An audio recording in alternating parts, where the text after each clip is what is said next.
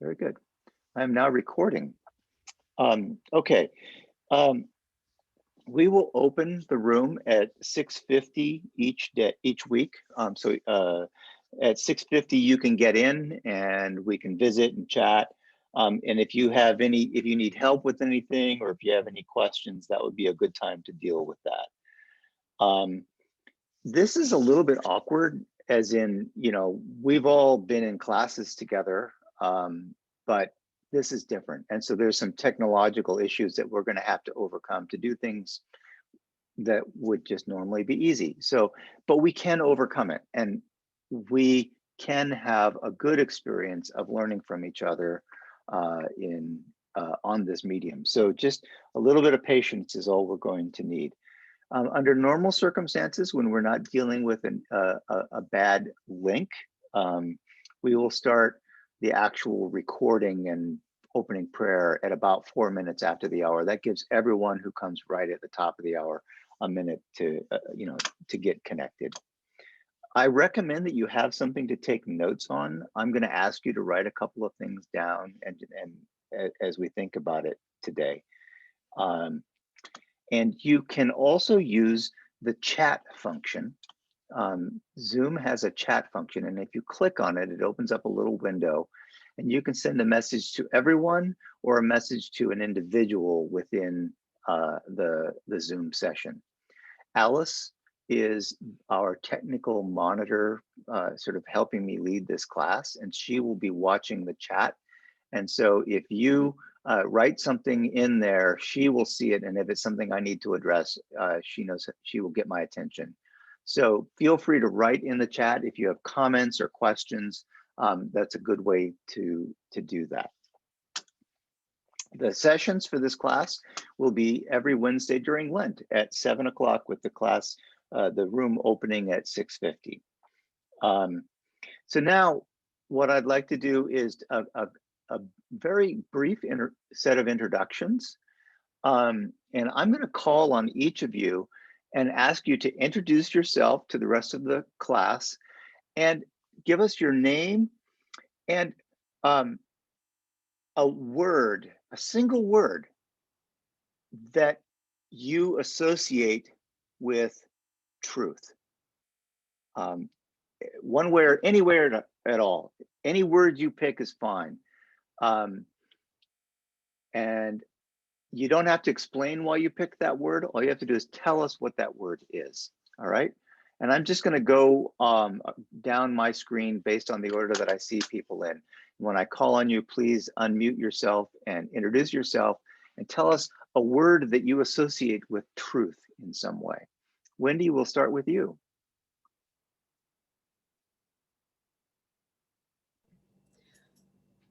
My name is Wendy, and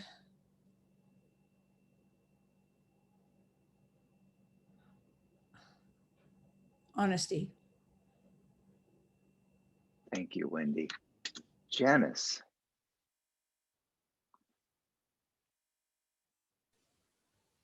I tried the spacebar thing, couldn't get it to work.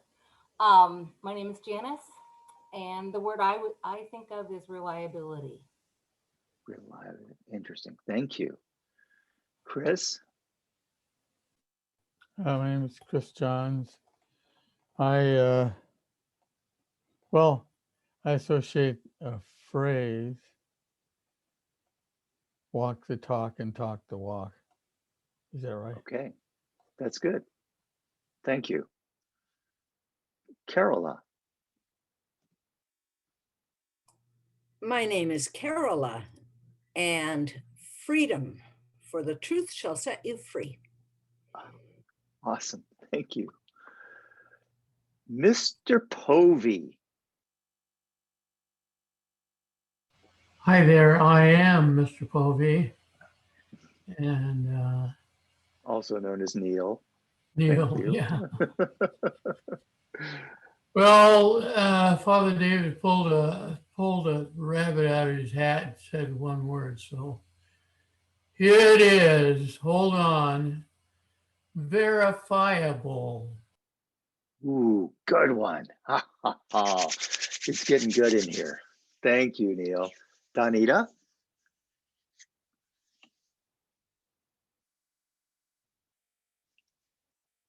Okay, we can't hear you right now. If you're talking, you'll need to unmute.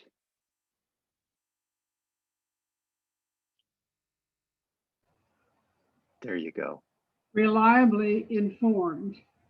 Okay, very good, Danita. Thank you. Sarah.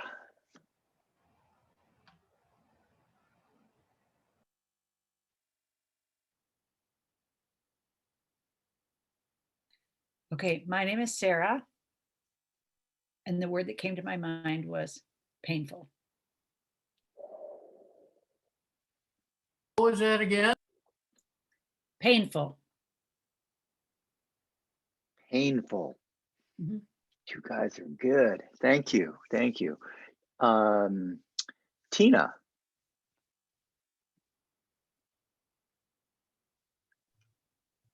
Like Janice, my spacebar didn't work. My name is Tina, and the word that came to my mind was real. Real. Awesome. Real, R-E-A-L. Yep, yep. Okay. Alice and then Joan.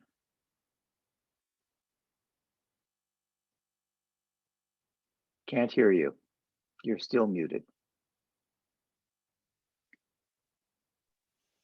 The space There you bar go. didn't work. Beauty. I know it didn't work because my cursor was in the Word document, but Oh, anyway, go ahead. okay. Beauty. And I'm Alice. Yeah. I'm Joan, and what I think of is intelligence. Oh, okay. All right. Awesome. Okay, thank you very much. We're going to start each of these sessions with a contemplative reading exercise. It's a form of contemplative prayer called Lectio Divina, which means divine reading. And we're just going to use a simple variation on a simple version, that is, of Lectio Divina. And this is how it works. I will read the passage slowly to you, and or whatever passage we're looking at. And I'm going to read it 3 times. And after I read it the first time, I will invite each of you to share a single word that stood out for you in the passage or occurred to you as I was reading the passage, or that God put on your heart. Wherever that word comes from, you share one word after the first time I read it. And then when everybody has had a chance to share their word, I will read it again. And as I read it the second time, I want you to listen for a phrase. And again, this phrase can be in the passage or in your heart or in your mind, wherever it comes from. But mostly people use something from the passage, but that's not required. And I'll call on each of you to share your phrase. And with the word and the phrase, all you need to do is tell us the word. You don't need to explain what it means to you or anything. You'll have a chance to talk about what matters on the third time around. So after everyone's shared a phrase, I will read the passage the third and final time. And as I read it the third and final time, your invitation is to listen for what is God calling us to do or be in this passage. And then we share that with each other. You can say whatever you want at that point. So that's how we're going to begin. Any questions about Lectio Divina before I start? Okay. So we're going to use the first 5 verses of Psalm 25 to begin. This is a prayer for guidance and deliverance that David made to God, King David made to God. It's Psalm of David. So I will read it to you. And as I read it this first time, I invite you to listen for a single word. To you, O Lord, I lift up my soul. O my God, in you I trust. Do not let me be put to shame. Do not let my enemies exult over me. Do not let those who wait for you be put to shame. Let them be ashamed who are wantonly treacherous. Make me to know your ways, O Lord. Teach me your paths. Lead me in your truth and teach me. For you are the God of my salvation. For you I wait all day long.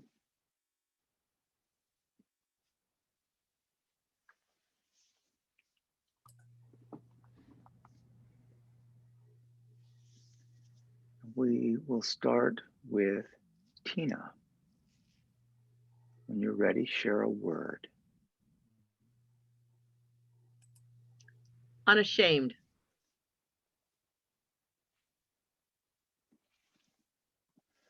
Thank you. Sarah.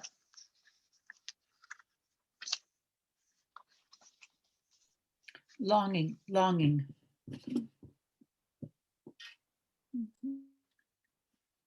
Donita.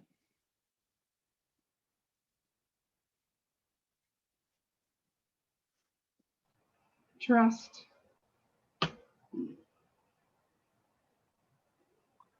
Neil. Warfare.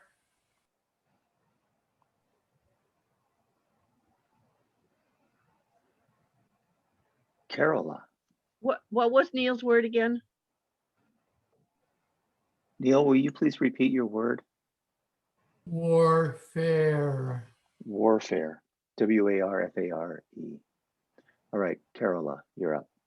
Shame. Say that again. Shame. Thank you. We're coming up against the audio limitations of Zoom. Chris. Trust.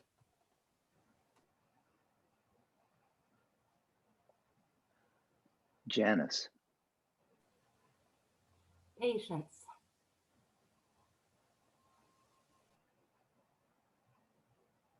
Wendy. Unmute. Trust. Trust. Wonderful. Alice.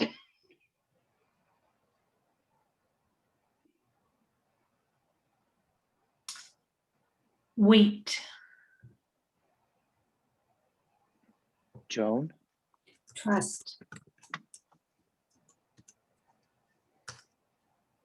And mine was trust as well. Wonderful. I'm going to read it again. As I read it this third time, I invite you to listen for a phrase. To you, O Lord, I lift up my soul.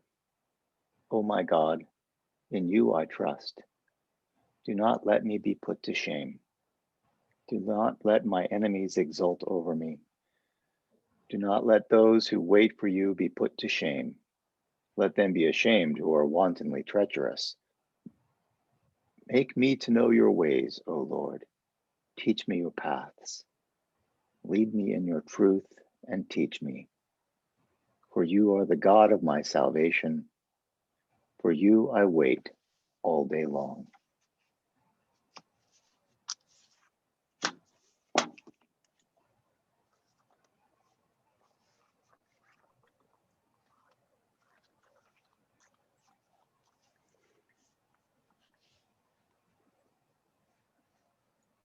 Tina, would you share a phrase? I lift up my soul. Sarah? Do not let me be put to shame. Thank you. Donita, Lift up my soul. lift up my soul. Beautiful. Neil?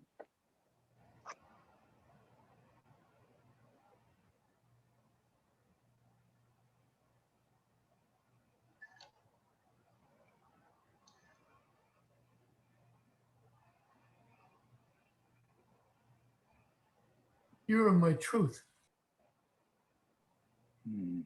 You are my truth. Very good. Carola?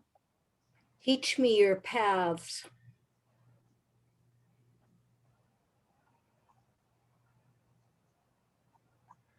Chris?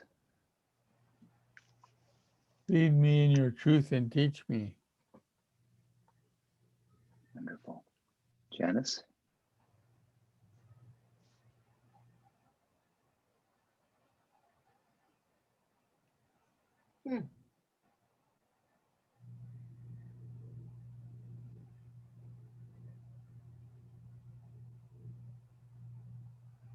Janice, do you have a phrase that you would like to share? Oh, I'm sorry. I did it really fast.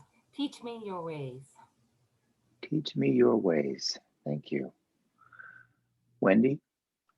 Lead me in your paths. Lead me in your paths. Joan? Alice needs to unmute you. Teach me your paths. Teach me your paths. Alice?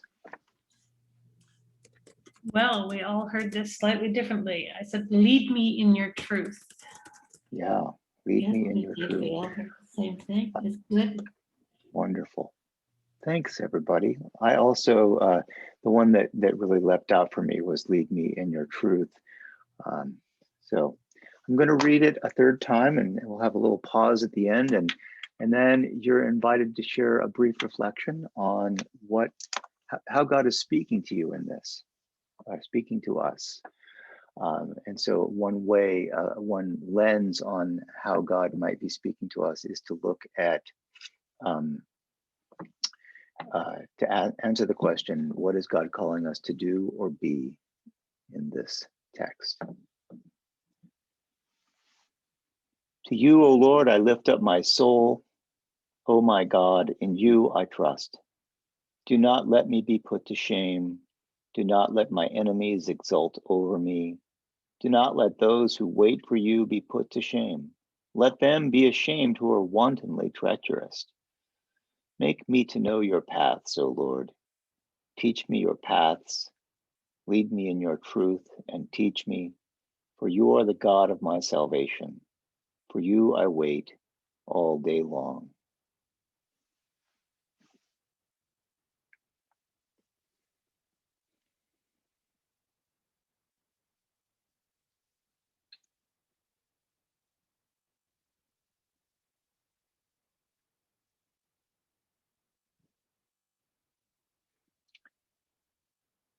Tina, would you like to share what you are hearing God say in this? Well, if I'm answering the question, what are we called to be or do? I only see two things. I lift up my soul and trust, and I wait. And my version says I trusted all day long. So I don't know what the right verb is, but that's the only action I can take. All the rest in there Trust. is about action that others have.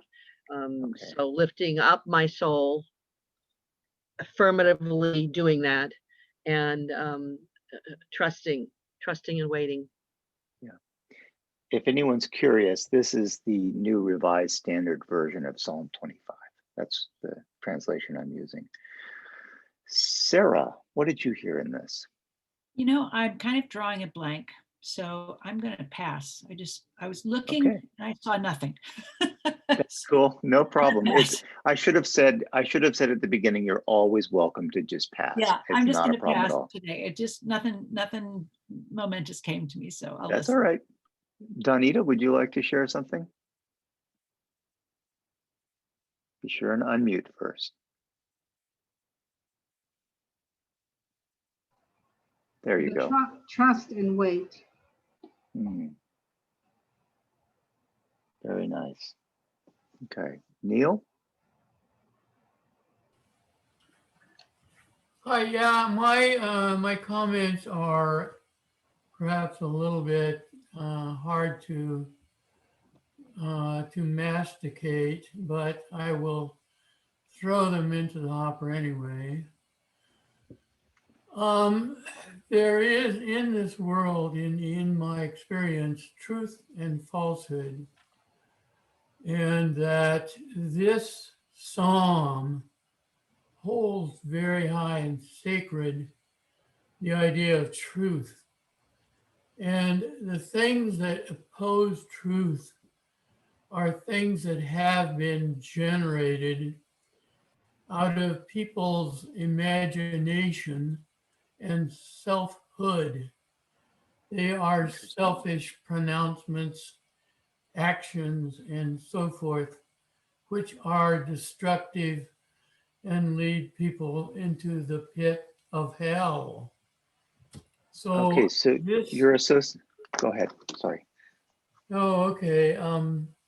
Anyway, I think that this psalm asserts that truth. End. Wonderful.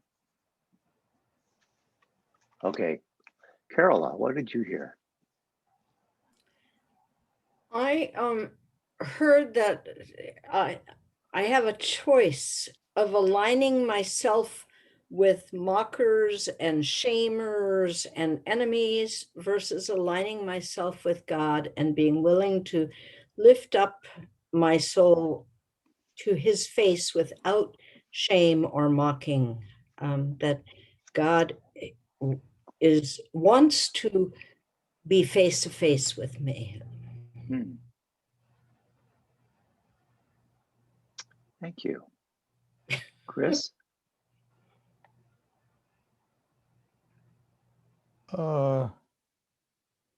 This is someone trying to say, don't shame me for telling the truth. Don't shoot the messenger. Okay. Thank you. Janice? I think I will pass on this as well. Thank you. Okay. Thank you. Wendy? The last sentence about waiting for God all day, that fits for me because when things happen, I tend to plunge with them and then I have to wait because I know that the truth hasn't come yet and it will. Interesting. Thank you. Joan, would you like to share something? Okay. I think that we're being asked to learn and to question the truth. Hmm. Okay. Thank you. Alice? The most important thing that's coming up for me in this passage is waiting, to wait on the truth. And it makes me think of how often I leap at the first thought as best thought when truth will come in time. Fabulous. All right. Thank you.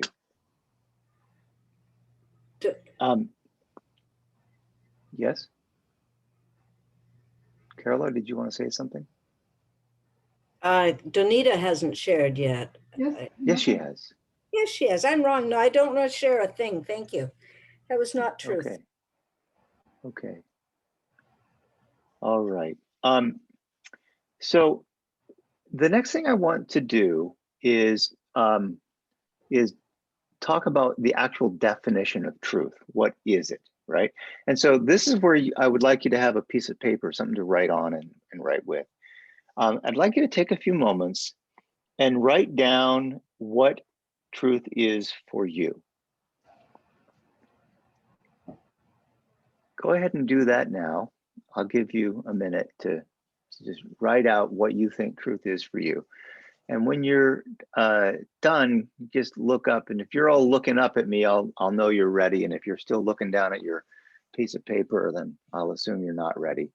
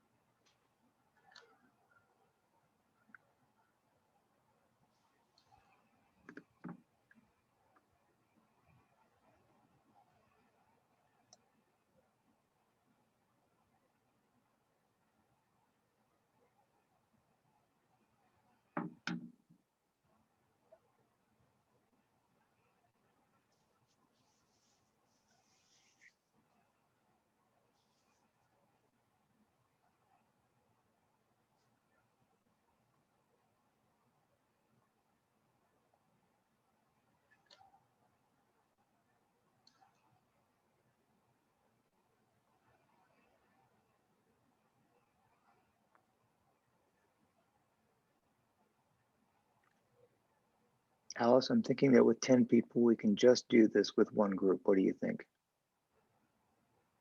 Okay. Well, 11 with Joan, but still. Okay. How are we doing? We ready? Can we start? All right. Is there anyone who's not ready? Okay. So what I'd like to do now is just, we're going to go back through the group again, and you'll have a chance. You can pass if you prefer, but what I'd like you to do, if you're able is and willing, share what truth is for you. Some, whether it's a definition or a feeling or whatever you want to say about truth. And I'm going to start this time with Neil. Okay, unmuted. First of all, truth is emotional. It is non-Newtonian.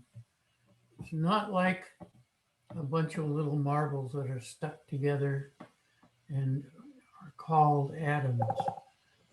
Those things that we can observe are actually constructed from an emotional based substructure. And what is truth is a compilation or is a large collection of observable events which come into our lives. I share this with all of us. And all of those events are on a corporate or an individual level confirm the existence of a loving creator. End. Okay. Let's go with Janice next. Well, I'm taking the opposite approach, I think. Truth is strong and reliable, a firm foundation on which to build our lives. Okay. Good, great. Joan? I think truth is real, truth can be tested, and truth is the goal.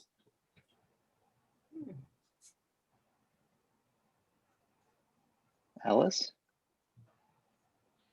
This one's really tough. I mean, I didn't know there was going to be a quiz.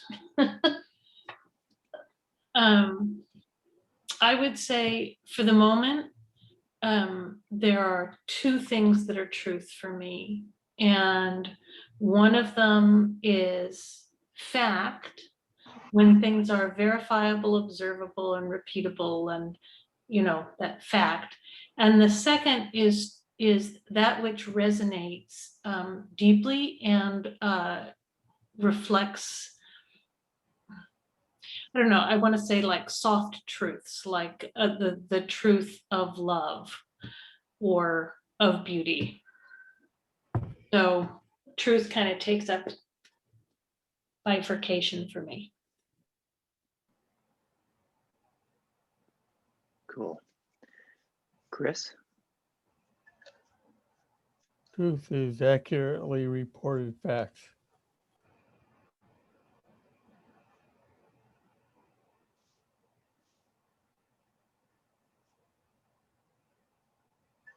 Accurately reported facts. Very good. Donita? Wisdom,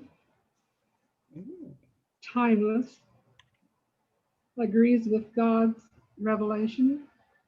It's not from a me, in quotes, center, but the, in quote, me center yearns to participate in truth.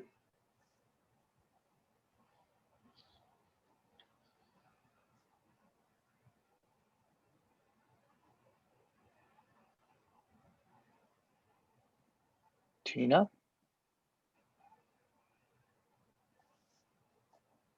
I'm sort of in the Alice school. Okay. I wrote, truth is a collection of facts that are real. Truth is not opinion. Truth is also a concept broader than facts and has an element of authenticity.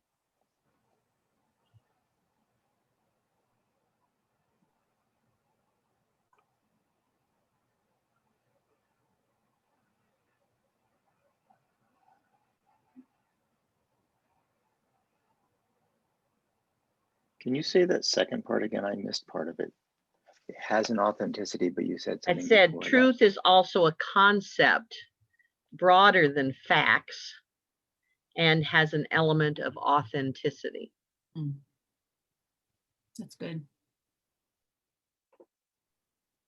Awesome. Very nice. Sarah? Well, what came to my mind is truth is the lens by which I see what is real.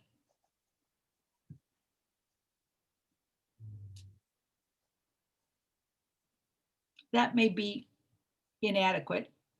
That suggests it's just a tool rather than an end in itself. But We'll see. Mhm. We can change our answer anytime. We have five weeks of this. The class does not include, just to answer the question in the chat, we are not meeting the Wednesday in Holy Week. It's meant to just go during the 5 weeks of Lent. Carola, Wait a minute. David, you need to answer this question. That's our rule. Oh, I will. I promise. I'm not done going around the circle yet, but I will definitely answer the question. And I'm just delighted by the answers you all have given already. So it's Carola's turn. All right. I have a list of random answers. Oh, great. Truth is absolute or maybe not. Truth is not scientific or verifiable because faith is involved. Truth sets me free, otherwise I live in denial. And yet 2 + 2 does equal 4. Truth brings light, L-I-G-H-T, and we are to seek the truth, God's truth.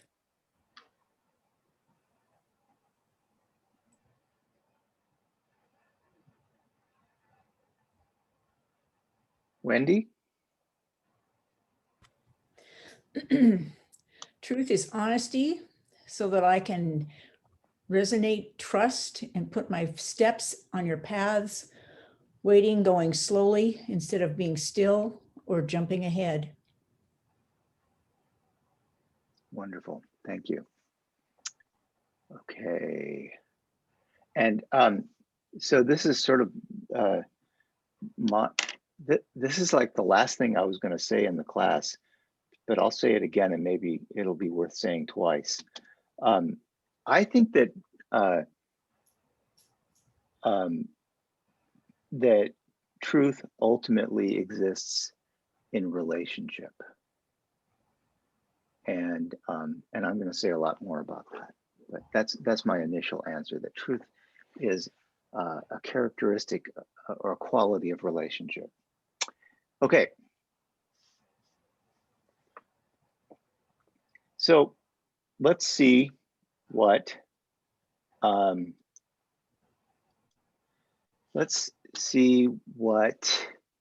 the Merriam-Webster dictionary has to say about truth.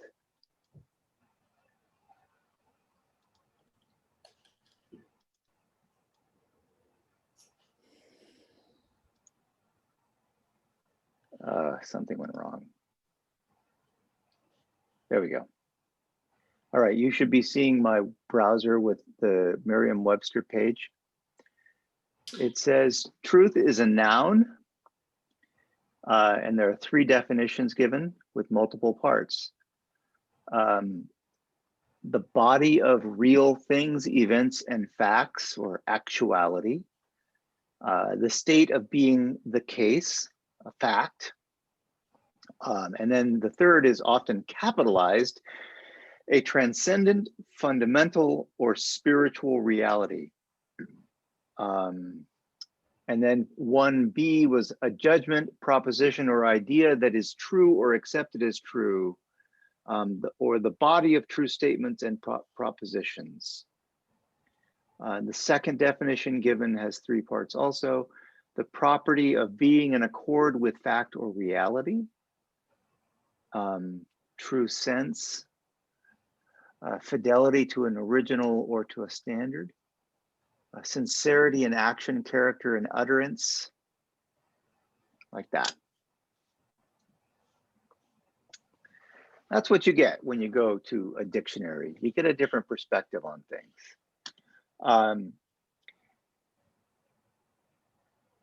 And yet I find it really helpful because we're dealing with language here. Truth is an important part of language, and language is how we communicate concepts like truth. So it's important to get those dictionary definitions. But I also find it really fascinating to look at how a word is used. And so what I'd like to do next is share with you, here we go. I'm going to share with you, hang on.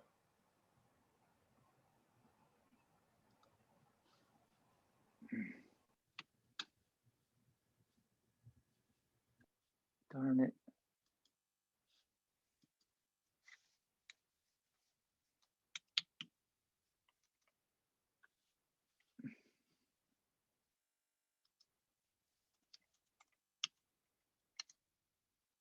There we go. All right, now I'm going to share my screen. Now that I managed to make it do what I wanted it to do. So what I've done is I have put in a search term in my online Bible. This is the Aremus Bible browser, and I searched the New Revised Standard Version of the Bible for the word truth. And there are 187 instances in this translation of the word truth. And we don't have time to look at all of them, but what is fascinating is to see all the different ways that this word is used. I mean, it's used one way in these historical books and in Job, and then we get into the Psalms, and we've already read from Psalm 25, lead me in your truth and teach me, for you are the God of my salvation. It's very similar in Psalm 43. Oh, send out your light and your truth. Let them lead me. Let them bring me to your holy hill and to your dwelling. And then we get a slightly different take on truth in 51, Psalm 51. You desire truth in the inward being. Therefore, teach me wisdom in my secret heart. And I love that. Here we begin to see wisdom and truth together. They're somehow related to each other, wisdom and truth. And then in 52, there's a whole nother theme that emerges here. You love evil more than good and lying more than speaking truth, the psalmist says to someone, I'm assuming some evil, lying person. And this is an example of where we see truth being contrasted with wickedness or sin. And then so that's what you see in the Psalms. And if we go to the next set, we get Proverbs, and Proverbs is sort of the Bible's version of conventional wisdom, right? So you get things like whoever speaks the truth gives honest evidence, but a false witness speaks deceitfully. Proverbs tend to be pretty, it's wisdom, but it's fairly conventional wisdom, right? And then after the Proverbs, we get into the prophets. And as I read the prophets, it's a lot like the Psalms. We see the same kinds of usage of the word truth as we saw in the Psalms. But I want to jump to the end of this list into the New Testament, Because when we start seeing John in John's gospel, the usage of the word truth in relationship to Jesus, it becomes really interesting. In the first chapter of John, 14th verse, we read, "And the word became flesh and lived among us, and we have seen his glory, the glory as of a Father's only Son, full of grace and truth." Grace and truth, characteristics of the divine one, of the Christ. Grace and truth. The law indeed was given through Moses. Grace and truth came through Jesus Christ. Grace and truth. But the hour is coming and is now here when true worshipers will worship the Father in spirit and truth. As for the Father seeks such as these to worship him. Spirit and truth. We see a strong correlation between spirit and truth in John. God is spirit, and those who worship him must worship in spirit and truth. And it goes on. It's really fascinating to go ahead and do, to just take some time and just have it be like a meditation for yourself. Go to the Oremus Bible browser, bible.oremus.org, and go down to their little search section and search for the word truth in all the books. And you'll get that same list that I just showed you. And what you see there is that the word truth, or the concept of truth, has many different shades of usage and meaning and intention. And I think that that's what we saw in our own definitions of truth. So when you all shared what you thought truth was, there were lots of different ways of talking about it. And we could see wisdom, we could see experience, we could see truth. There's that word again. We could see valid meaning, authenticity in each of the things that you shared. There was no answer that was given that was wrong. And there was no answer that was given that was just the definitive answer and nothing else was needed. What each of you said added to our understanding of truth in a way that actually made truth a more powerful, a more useful concept.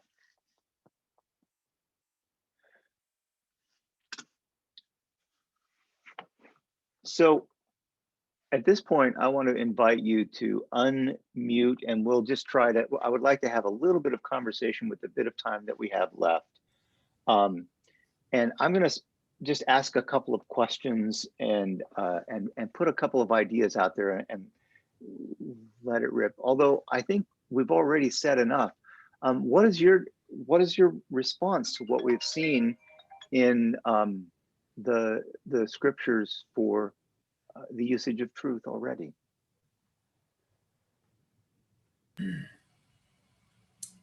I have a simple observation, which is I'm surprised that we make it all the way to John without the other gospels talking about truth. Oh, that's just because I jumped forward in the list. Oh, That's I thought, yeah. How funny that it wasn't in the other gospels. It is. It's not. There's a lot more of it in John. It's like one time in Matthew and 3 times in Mark and like that, and then like 17 times in John. John has a really different emphasis. So I just didn't want to go through all 187 of them to get to there, so I jumped to the end. Tina. Well, it just, in the process we went through and the Bible verses you picked out and the Webster's dictionary definition, it strikes me, truth is not relative, but truth is very much, what is truth is very much context related. So if we're wearing our engineer accounting hats, it's the accurate, verifiable facts. Right. If we're wearing our pastoral counseling hat or our relationship hat, it's very much the authenticity, the freedom, the relationship stuff. So truth is a malleable word depending upon, you know, how you're using it in a sentence. It's not one, it is definitely not one thing at all. And it's a big thing. Concept seems to be one thing. There, Okay. the context in which Context. we're reading this, you think about the deals that are going on between people and the truthfulness. Now, the Torah, they had the Jewish laws and lying about them and selling a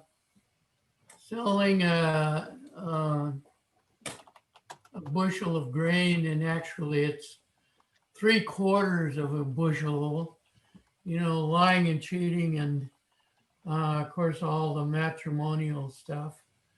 It was a very simple society in which all of this stuff took place. There was no whispering about the king. The king was going to tax the people down the road more than us or less, whatever, yada, yada. There was not a lot of intrigue. And lying and cheating were fairly cut and dried. I just throw that in. All right, thank you, Neil. So I would say that truth is a cultural construct. And I think that gets at some of what Tina was talking about, that it's very contextual, right? What we mean when we say that something is true depends on the context in which we're making it, in which we're making that assertion. Truth is an assertion of validity and that sort of thing. Okay. How does that fit with "I am the way, the truth, and the life"? We will have a good chance to talk about that next week for sure, or in the coming weeks. We're for sure going to talk about that. We're out of time now. It's 7:59, and what I would like to do is invite you to join us for Compline this evening at 8 o'clock. The Compline service begins, and I've just put the link for Compline into the chat. Next week, we're going to talk about truth in Western European history, and the role of power and politics and religion in what we know of or think of as truth. And I anticipated this too will be an interesting conversation. So thank you very much for being here this evening. I know that there were some people who didn't make it because of the link. I just saw something go by from Marie Dahlborn, and I know she wanted to be there. Anyway, so please do come now to Compline. We'll see you there.